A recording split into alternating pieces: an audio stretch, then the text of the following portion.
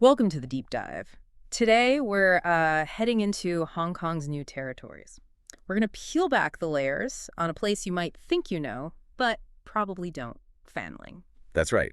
Fanling is, well, it's incredibly rich historically. We've got these sources, maybe 5 key narratives that aren't just about old buildings. They tell stories of, survival, faith, identity spanning centuries, over 700 years, actually. And our mission today is really to pull out those hidden gems, the architectural details, the social structures, those moral stories tucked away, things that make history feel alive, tangible for you listening. We want to take Fanling from just a name on a map to a place with real depth and character. Okay, so where do we start? Maybe the name itself. Yeah, that's a good place. The name actually tells you something about the geology right from the start. It wasn't always Fanling, was it? It started as Crow's Knoll. Exactly, Crow's Knoll or Chikek. But then, back in the Ming Dynasty, when they started building seriously, they kept digging up this really unique soil, white, kind of powdery. Ah, okay, so that led to Pink Wall Ridge Fan Pick Ling. Precisely. That powdery earth gave it the name. And eventually, that got shortened down to Fanling. So the name itself is a little piece of history. And the human story? You mentioned clans. Oh, absolutely. 2 major players anchor Fanling's history. First, you've got the Pang clan. They've been there for, over 700 years, since the late Song dynasty. Wow, that's deep roots. It really is. And then there's the Tang clan. They're one of the 5 great clans of the new territories. They settled nearby in the 14th century. Immense influence. So these clans, they didn't just move in, they built to last, built to defend. Definitely. Their early structures show this really thought-out philosophy of survival. They had to, given the times. Okay, let's dive into that. The Pang clan first, maybe. Fanling Wai. Yeah, Fanling Wai Grick. The Pangs had been migrating for ages, but they finally settled there in the Ming Wanli era, so late 1500s, early 1600s. And the way they built it, it wasn't just houses, right? No, it was this composite strategy. They built the village, the ancestral hall, standard stuff. But, crucially, they built the feng shui fish ponds at the same time. Okay, fish ponds. For food, presumably. Economic support. Well, yes, partly. They definitely provided food, income, but the sources make it clear that wasn't the main reason, initially. So was it? Defense. Pure and simple. Think about the 16th, 17th centuries. Piracy was rampant. Bandits, too. These weren't just peaceful fish ponds. They were a water defense system. A moat, basically. This is the waterway idea. A functioning moat disguised as fish ponds. That's pretty ingenious. It really is. It shows how military thinking and everyday life were completely intertwined for them. Survival dictated design. I guess a moat would slow people down, give warning. Exactly. Deterrence, delay. Yeah. Especially against land attacks. But, water wasn't the only answer. If the Pangs used water, the Tang clan went for stone. Hardcore fortification. Ah, okay, so this takes us to Kunlun Wai. Yeah. Built later, 1744. Right. And Kunlun Wai is probably the best preserved example of their defensive thinking. If you want to see paranoia built in stone, this is it. What kind of features are we talking about? High stone walls, for starters. Yeah. And you can still see the gun holes, watchtowers at the corners. But the real showstopper is the gatehouse. Oh, yeah. What's special about it? It's a double gatehouse with linked iron doors. I mean, they were serious about keeping people out. It was designed to be almost impenetrable. Wow. A fortress within the farmlands. Absolutely. But maybe the most fascinating part isn't the outer defenses, strong as they were. It's what's immediately inside the gate. Go on. It's a structure called the dengzong. It's not just a physical thing, it's psychological too. Okay, explain the dengzong. If I somehow managed to smash through those iron gates, what would I see? You'd immediately be confronted by this barrier. It physically blocks your line of sight straight into the village. So invaders couldn't instantly see the layout, figure out where to attack next. It buys the defenders crucial seconds, maybe minutes. Anti-intelligence, basically. Clever. And the second purpose? You said psychological. Yeah, it's ideological. It acts as a kind of spiritual shield. It stops iki-yi, bad luck, bad energy, malevolent forces from just rushing straight into the heart of the village.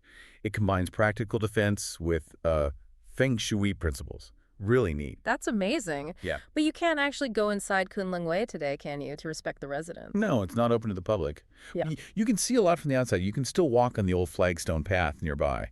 And that path used to cross the moat, the original deep defensive moat. Used to. What's there now? It's a parking lot. They filled the whole thing in, paved it over. Oh, wow. Talk about a symbol of change. It's stark, isn't it? The 18th century survival feature replaced by 21st century convenience tells you a lot about modern priorities right there. Mhm. A must-see contrast for any visitor, actually. Definitely a powerful image. Okay, so we've seen physical defenses, water, walls. What about like moral defenses, codes of conduct, identity? Yeah, that's deeply embedded too, especially in the ancestral halls.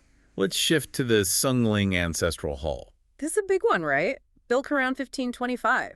Hugely important for the Tang clan. Massive. It's a major statement of their lineage, their power, their place in the world. And there's a specific detail inside that shouts this out loud. Okay, what's the hidden gem here? It's on the ancestral tablets, specifically the ones for the second ancestor, Deng Xiaoming, and his wife, Lady Zhao.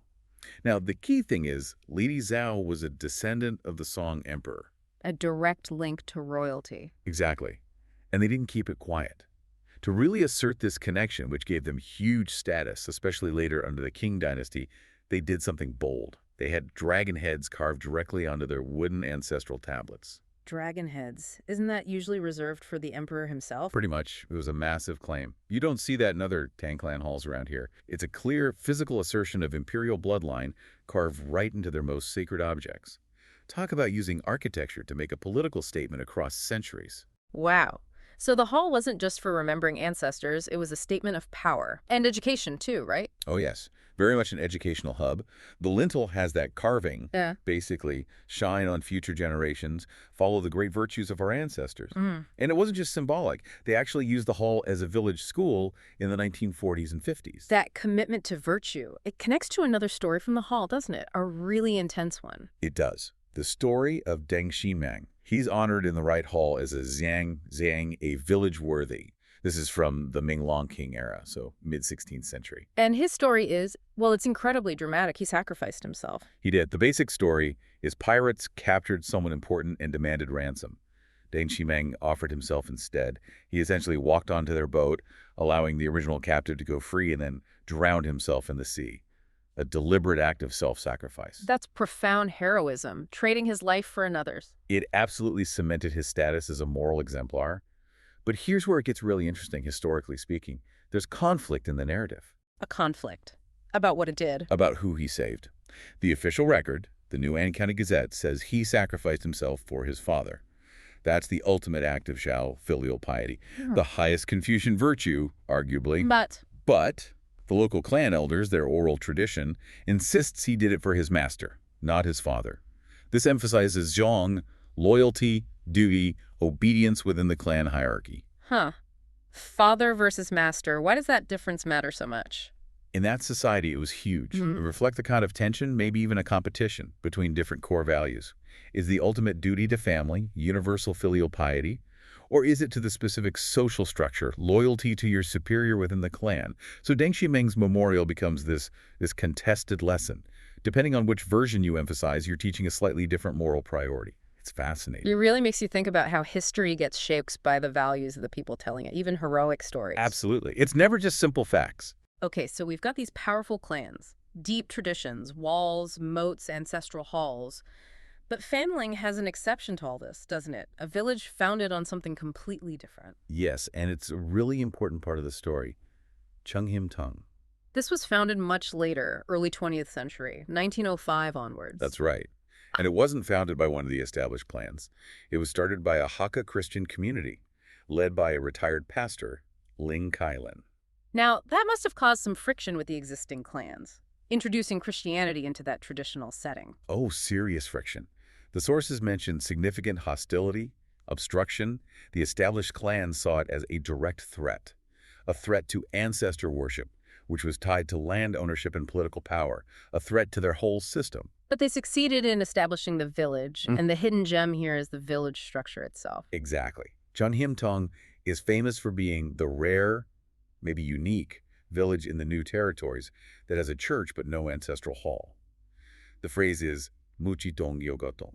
No ancestral hall?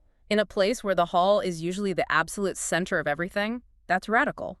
It's a fundamental ideological shift made physical. Christian faith, shared values, replace bloodline and ancestor veneration as the core organizing principle. They built a family-style church community bound by belief, not just lineage. It shows that even in deeply traditional areas, new foundations can be laid. Okay, so we have this incredible mix, centuries of Pang and Tang clan dominance, their resilience, and then this major shift with Chung Him Tong. How does all this play out today? You mentioned the parking lot. Right. That tension between permanence and change is very much alive. Fanling today is, well, it's kind of a battleground for heritage. Because of development. I know there's the big Gudam North, Fanling North plan. Exactly. That plan is set to completely transform huge parts of the area. And this is where history isn't just something in a book. It's a live issue. We talked about the Fanling Wai moat becoming a parking lot that's history versus convenience. Are there other examples of these clashes? Oh, yes. A big one is the controversy around the Shek Lo building. It's a historic structure, beautiful place.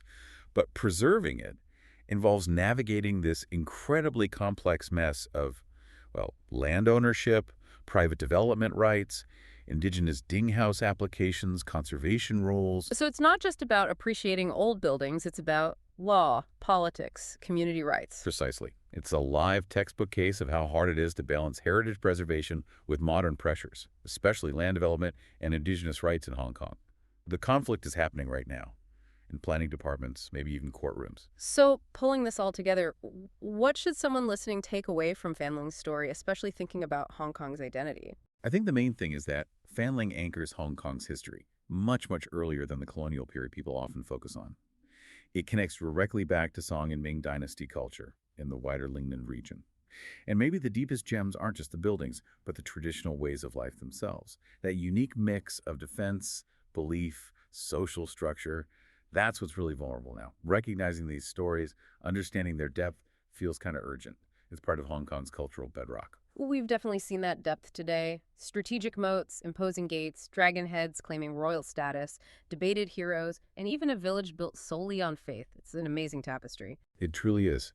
And maybe the final thought Fanling leaves us with is this. A place's real identity isn't just its economy or its skyline. It's also about how it carries forward the wisdom, the struggles, the moral lessons of those who came before. So in our own time, with all the rapid change and land pressures, it makes you wonder, doesn't it? What are the unique and valuable parts of our culture, our communities right now, that we might be overlooking? What are we failing to value, failing to record, before they also get paved over? Maybe metaphorically, maybe literally, like that moat turned into a parking lot. That's a really powerful question to end on, something for all of us to think about. Thank you for taking us on this deep dive into Fanling. My pleasure. Farewell.